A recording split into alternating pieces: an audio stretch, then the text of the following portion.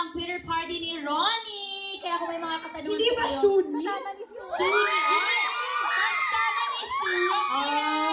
Oh, i-hashtag yun na ang hashtag ASAPAS Ronnie. Yan, itanongin po kung sila na. Ready your questions. Ayan. And we have here our little sister from The Voice Kids Season 1, the girl on fire, Darlene Yes! Hi, Darlene! Kamusta ka? Parang siya magdedebut. Magdedebut na ba siya?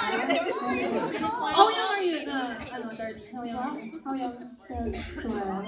Actually, magdedebut siya kasi nabalitaan natin, may debut album siyang ilalabas. Hindi naman, di ba? Really? May album kang ilalabas. Hindi niya alam. Lumabas na po. Lumabas na. Ayun, congratulations! Nag-debut na siya ng album. Ano ba yung kanta ng album mo? Ilang tracks? 8. Puro original. Wow. Kamusta experience having an album? Masaya po.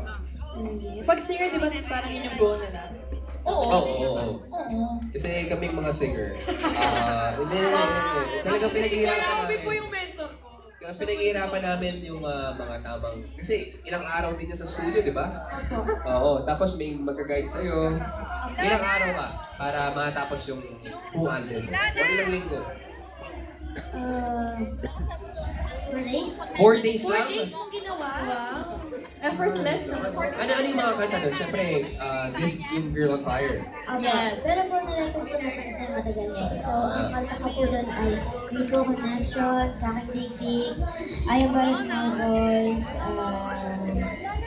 Sana. Anong favorite mo? Super favorite. Siyempre po yung original ko po.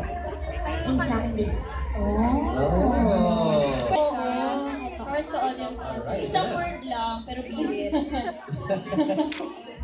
Ito na. Pakinggan po natin. Palakpakan po natin. Ang Girl on Fire. To sing sa aking daigdig. Sa aking daigdig